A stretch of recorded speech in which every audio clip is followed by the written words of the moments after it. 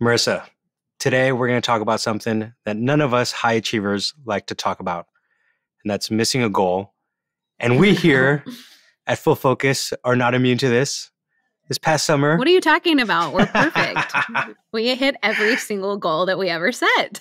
Every single one. You're right. Never mind. This is all about everybody else, not us. Yeah, we're not the failures here, okay? Exactly. But we've actually missed some of our goals, and this summer even as a business. So walk us through a little bit about that. Yeah. Well, yeah, we're not immune to this, and even though we are huge goal achievers, we're not immune. And it happens sometimes that you set a great goal and you miss it. And so this happened to us earlier this year. We had some really exciting revenue targets that we were working towards, and we missed them. And it was not that fun to go through. But we learned a lot through the process. And so hopefully today, what we're going to be talking about is what to do when that happens. So you can really squeeze that experience for all the juice that's inside, because it may feel like you're a failure when that happens. But the truth is you're not, and you're learning, and there's so much to learn from those experiences. So let's go ahead and dive in and talk about what to do when you miss a goal.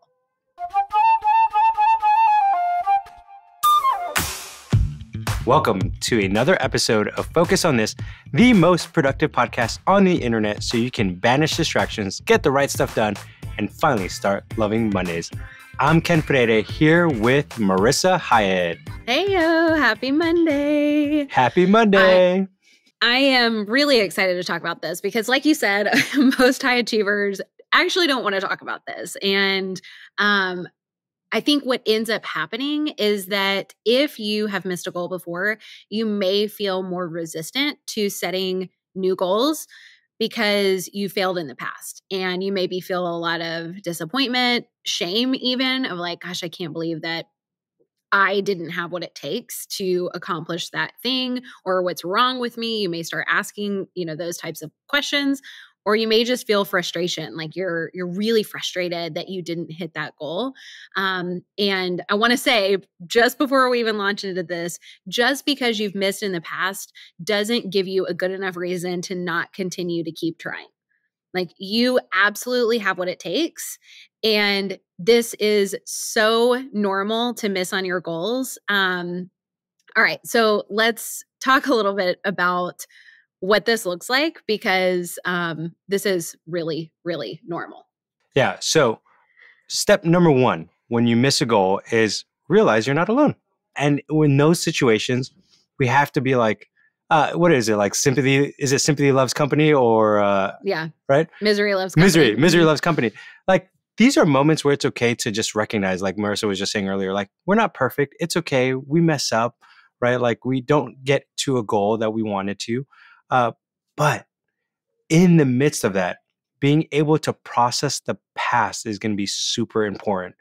And processing it with people is going to be huge here, right? So we've all missed goals. We've talked about business, missing goals, but I've talked about it in the last episode of not being able to hit certain goals, especially in the summer when I decided to add 4 different goals into one summer, thinking I could accomplish it.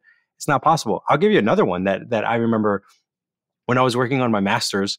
I decided on the last year of my master's, I was actually going to try to do a double master's. So finish my MBA and my seminary. And at the same time, I was going to add a counseling certificate on top of this. Oh my gosh. And that last year, I was going 100 miles an hour. I didn't have any kids at the time.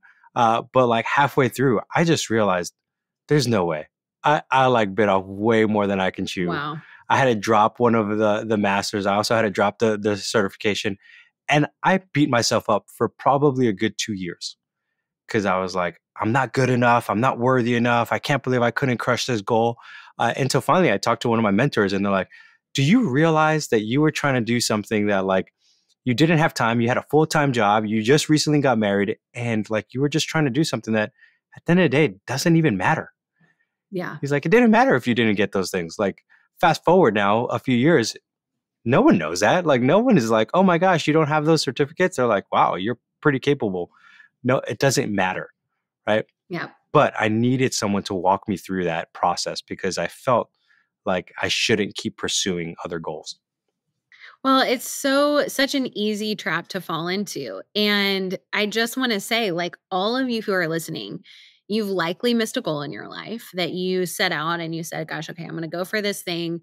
And then for one reason or another, you didn't hit that goal. You didn't accomplish it 100% like you expected to when you set that goal. And I just want to say, like, congratulations, you're human. You're totally normal. You're not alone. This happens to all of us, including those of us who teach this stuff. Like, we ourselves are totally not immune. I mean, our company's name is Full Focus. We teach people how to set and achieve their goals, and we ourselves miss goals. And like I talked about, I've first of all, personally missed several goals in my life, a lot, if I'm being honest. And our company even has missed goals. This last summer where we were talking about we had these revenue goals and we missed them. That's not the first time we've missed a goal as a company. Like that's happened many times. And it doesn't mean anything about us as people or our capabilities or anything, our worth, other than we are just normal. And so when you feel that sense of shame come over you of just like, gosh, like you said, I'm not good enough, or I'm not capable, or I'm not worthy, or whatever the story is in our head, just remind yourself, no, that's not really true. I had a tough quarter, or there were things that came up that prevented me, or maybe I didn't give it my all, but that still isn't a reflection of me as a human. That's just life that happens. So first and foremost, realize you are not alone. Yeah. Which leads to step number 2, which is like actually let that regret reconnect with your values.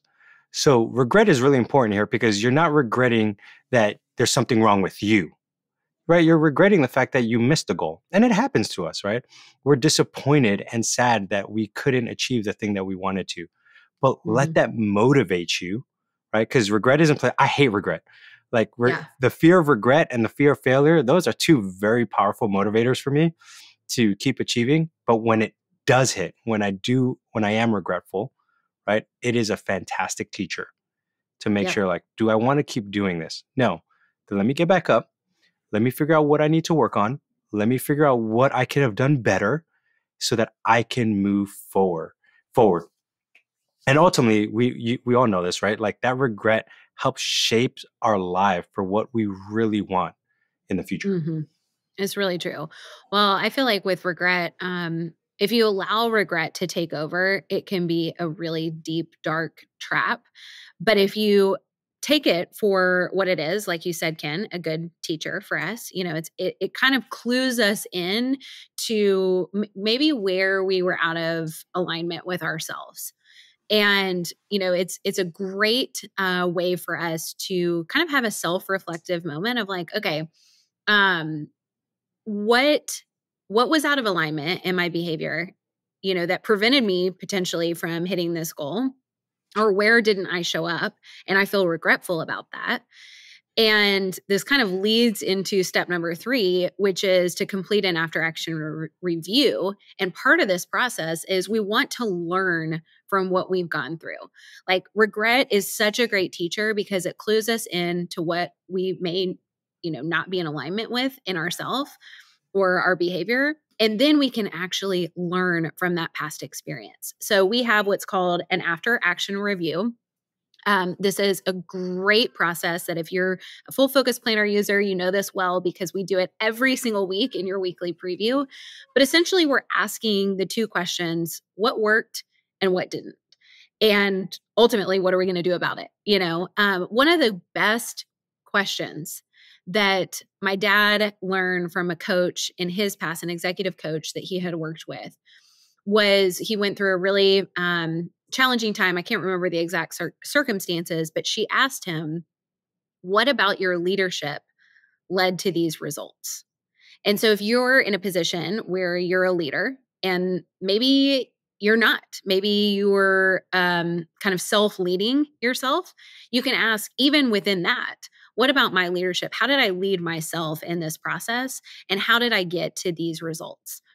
And asking yourself that question can be so incredibly powerful because it enables you to not make those same mistakes again or not fall in those same traps moving forward.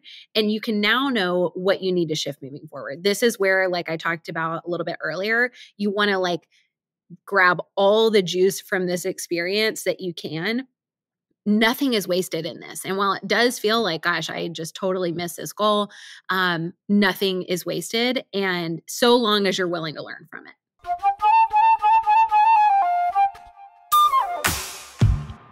The more I look back at my past, I've actually grew more from working through the regret than in my successes.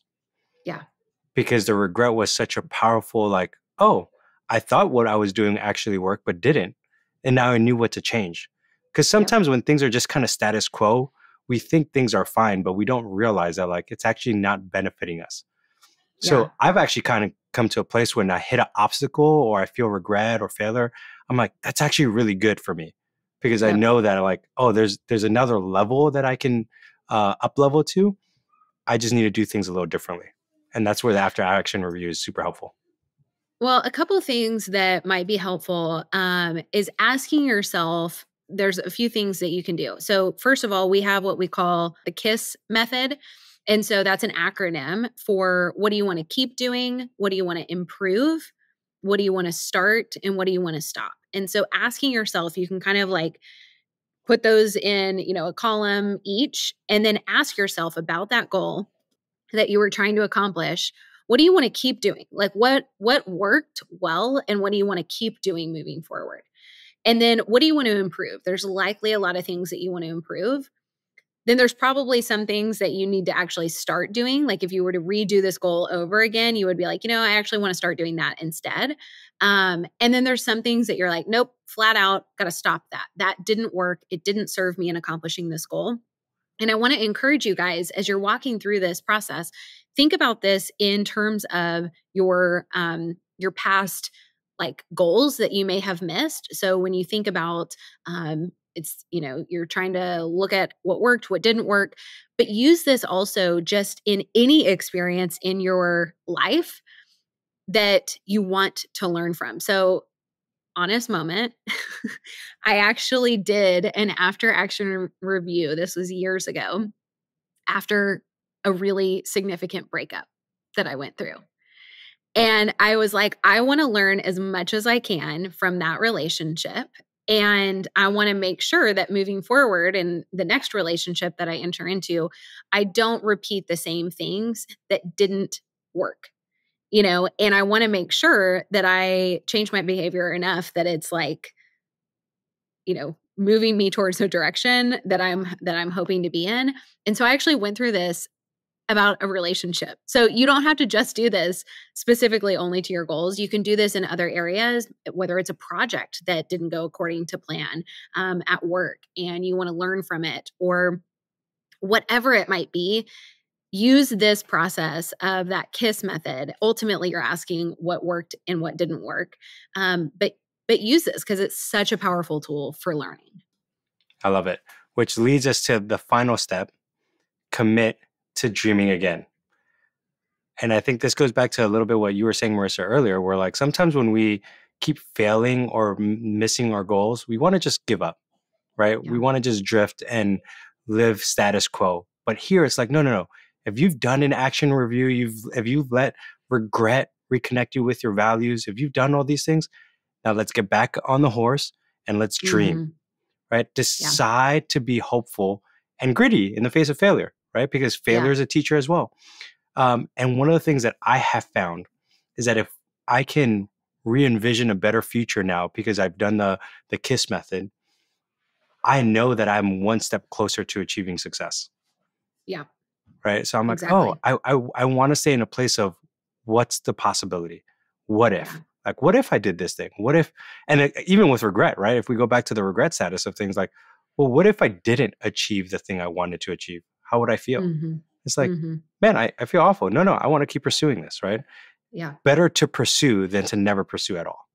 Totally. Oh, 100%. I think, we've talked in the past on the podcast about how goal achievement is inherently courageous. Like it calls out in us courage because we're taking a stand for something that doesn't yet exist, right? Like this goal that we're working towards, it's not reality for us yet. That's the whole point is we're trying to make something that isn't is like something that isn't something that will become in our lives. And that takes courage, especially when we failed in the past. And I think one of the best ways to have that courage again is by going through this process, realizing like you're not alone in this. You're not special because you failed. You're not worse because you failed. You're just normal because you failed. That happens. And you should expect it to happen. The worst absolute thing that you can do, though, is to not learn from it and not choose to try it again. And so I just want to encourage you guys. I don't know what goal that you're working towards. Maybe you just missed a goal that you've been working on. And you're kind of feeling that sense of, yeah, forget about it. I'm not going to go after that again. It didn't really work well in the past, or it was a total failure. But the truth is, that was a clue into what matters to you. And the world needs you to succeed. The world needs what you have to offer. And by going and doing that goal, it's going to call out. It really has nothing to do with that outcome. It's who you're going to be called to be in that process of achieving the goal. And that's what really goal achievement is about. It's not about, okay, now I can say that I accomplished this thing or that thing. Like, who cares at the end of the day? Like Ken, you were talking about at the beginning of the episode, you had a kind of a mentor say to you, like, okay, it doesn't matter if you accomplish the thing or not. Like, nobody really cares at the end of the day. Did you get it or did you not? Now, you probably do. But what everyone else cares about is who you become in the process, Yeah. because that's what shapes you into the person that you're supposed to be, the person that's going to be able to have the biggest impact. And the truth is, it's often through our own failure that we can encourage other people, tenfold. If we never had gone through that before, we can't use that to help encourage somebody else going and walking through that process themselves. Yeah. And Marissa, I love that like our failures can help other people succeed, Yeah. right? I can't tell you how many times I've been able to coach or counsel people because of my failures, because of the things that I've messed up, and I could empathize with them because I understand their pain, I understand what they're going Mm. through, but then I could also show them a better future, Yeah. right? So, but that would have never happened if I've never gone back on the horse and kept going, right? And I Totally. don't know why I'm stuck on that analogy. It's just like drilled in my head. Yeah. I Well, don't. it's a good one. Yeah. But for all of you who are listening, I would encourage you to like, if you're in a place right now where you feel discouraged, where you're like, I don't want to dream again, recognize that there are people out there that need you to dream again, Yeah. right? Because when you start dreaming again and start achieving those and becoming the person you want to become, all of a sudden, those people's lives are going to be impacted, right? And you might be like, oh my gosh, my goal is selfish. And maybe, but we don't know, right? Like sometimes people have health goals, right? I'm gonna use this as a great example. And they're like, oh man, the health goal is inherently selfish. Well, no, it's not, because if you are healthy and you are in a better position and mentally, emotionally, and spiritually, well, then you could be way more present for the people around you. And you can Totally. give out of a place of fullness versus emptiness. Right. And Yes. that's what we want you to keep doing. So if you're in a place right now where you're just discouraged that you haven't hit your goals, we've all been there. We get it. That's why I say it Yep. all the time. Progress, right? Over perfection. Like, just keep going, keep dreaming, keep realigning, do the after action review, because at the end of the day, the more you achieve, the more you become the person that you want to become. Well, and I want to encourage you guys, if you have missed a lot of your goals in the past, don't beat yourself up. It may be that you just need some help in that process and you need a better kind of strategy to get there than you had in the past. And so I want to invite you guys. We're going to be doing your Best Year Ever Live, which is our biggest goal setting event of the year. We've been doing this event for 11 years, which is so wild. This is typically a one-day event where we walk you through our entire goal setting framework, where we work through those limiting beliefs like we're talking about, that maybe you don't have what it takes, or you could never go do this thing because X, Y, and Z, fill in the blank, right? We work through those limiting beliefs with you so that you don't have those continually bubbling up to the surface and sabotaging your success. We help you ensure that your goal is a smarter goal. We walk you through that entire framework specifically. And then not only are you going to leave that event with all of your goals for 2025, but you're also going to leave with your action plan to go achieve them. And this year, we are doing it in 2 days. So it's not just a one day, we're going to have a 2-day process. We want you to feel completely set up for success. And one of the cool things that we're doing this year that we've never done before is we're going to be talking about how to use AI to accomplish your goals. And so that's going to be kind of woven throughout, which we've never done, we've never talked about. And we're so excited about that. It's going to be virtual, so you don't have to be coming here to Nashville. This is like from the comfort of your own home. It's January 3rd and 4th. And you can go to fullfocus.co/bestyearever to get your ticket now. It is going to be such an incredible experience. I personally can't wait to attend. I mean, I'm going to be helping to host, but I cannot wait to actually attend and walk away with my goals. I think it is the most surefire, foolproof way to ensure your success for the coming year. So I just wanted, to invite you guys. It's going to be a blast. It's going to be a baller event.